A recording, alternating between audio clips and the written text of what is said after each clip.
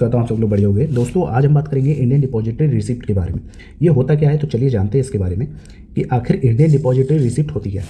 तो Indian depository receipt से पहले हम समझने की कोशिश करते हैं कि डिपॉजिटरी रिसिप्ट क्या होती है। ठीक है, यानी कि इसका मतलब क्या है पहले तो दोस्तों डिपॉजिटरी रिसिप्ट जो है, जो ये चीज़ है, ये एक फाइनेंशियल इंस्ट्रूमेंट होता है, यानी कि एक फाइनेंशियल डॉक्यूमेंट होता है जो कि कोई विदेश में बैठा हुआ आदमी, जैसे अमेरिका में कोई आदमी है और अपने शेयर बेचना चाहता है, तो वो उसकी अनुमति देता है इस डॉक्यूमेंट के माध्यम से।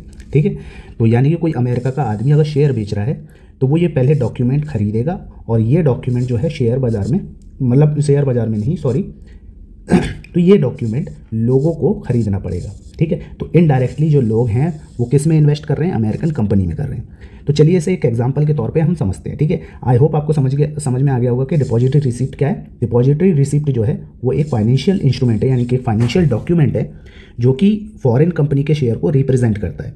ठीक है, और उससे एक नए देश के इन्वेस्टर के लिए एक मतलब उसको खरीदने के लिए एसेसिबल बनाता है। तो चलिए देखिए इसके एग्जाम्पल से हम समझते हैं।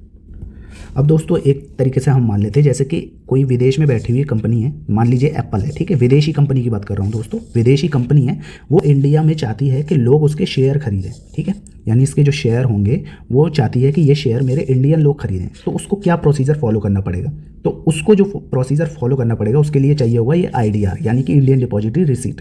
अब ये मिलेगी कैसे दोस्तों, पहले क्या करेगी, एप्पल कंपनी किसी एक बैंक को चुनेगी। ठीक है, मान लीजिए SBI बैंक है। ठीक है, SBI बैंक को चुना और उससे कहा कि मेरे पास जो है 20% शेयर हैं और 20% शेयर का 1% शेयर आप रख लो और इसकी IDR यानी कि इंडियन डिपॉजिटरी रिसिप्ट, ये डॉक्यूमेंट जो है, वो रिसिप्ट जो है वो जारी कर दो। ठीक है, अब ये जारी हो गई, तो अब ये जारी हो गई। अब इसको जो रिसीट है, ये रिसीट को कौन खरीदेंगे, इंडियन के जो इंडियन इन्वेस्टर हैं, यानी कि इंडिया के जो लोग हैं वो इसको खरीदेंगे। ठीक है, अब कंपनी एप्रिसिएशन करती है, यानी कंपनी की वैल्यू बढ़ती है।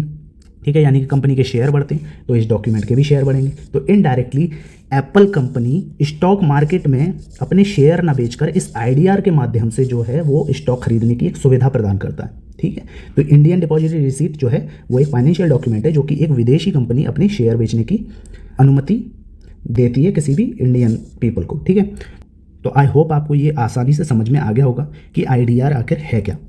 अब दोस्तों बात करते हैं कि इसके फ़ायदे क्या हैं। ठीक है, तो इसके फ़ायदे ये हैं कि इंडियन इन्वेस्टर को बिना विदेशी मार्केट में इन्वेस्ट किए ग्लोबल कंपनी में पैसा लगाने का मौका मिल जाता है। ठीक है, यानी कि कोई भी इंडियन इन्वेस्टर है, विदेशी मार्केट में पैसा लगाने की बजाय जो इन्वेस्ट है वो ग्लोबल कंपनी में इस IDR रिसीट के जरिए एक मौका मिल जाता है विदेशी कंपनी में पैसा लगाने के लिए। ठीक है, विदेशी कंपनी के शेयर खरीदने का।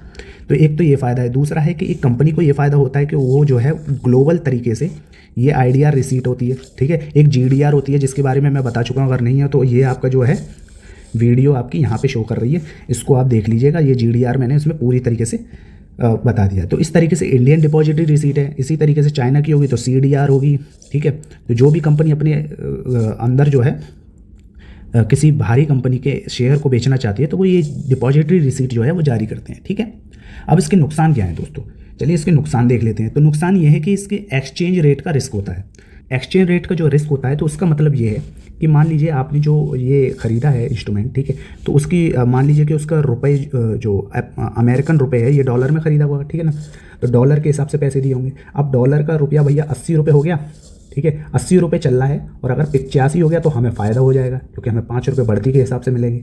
लेकिन अगर ये 85 की जगह 75 हो गया, 80 था 75 हो गया, तो अब हमारा जो IDR रिसीट है जो हमने डॉलर के हिसाब से खरीदी तो उसकी वैल्यू जो है वो कम हो जाएगी। ठीक है, इसी तरीके से डिविडेंड का हिसाब होता है। डिविडेंड भी जो है वो रुपये के एप्रिसिएशन और डेप्रिसिएशन की वजह से जो है उसकी वैल्यू गिरती है और हमें नुकसान और फ़ायदे उठाने पड़ते हैं। तो ये इसके फ़ायदे हैं, वो नुकसान है। तो ये इसके जो है नुकसान है। ठीक है, तो और दूसरा यही है कि मतलब कि जो आपकी विदेशी कंपनी है उसके परफॉर्मेंस पे डिपेंड करता है। ठीक है, तो यही पूरी बात थी IDR रिसीट के बारे में और इसके फ़ायदे भी बता दिए, नुकसान भी बता दिए। अब दोस्तों अगर आपको कोई प्रॉब्लम आ रही है तो कमेंट जरूर करना, और अगर वीडियो अच्छी लगी है तो चैनल को सब्सक्राइब जरूर करना। मिलते हैं अगली वीडियो में, तब तक के लिए सायनारा एंड बाय।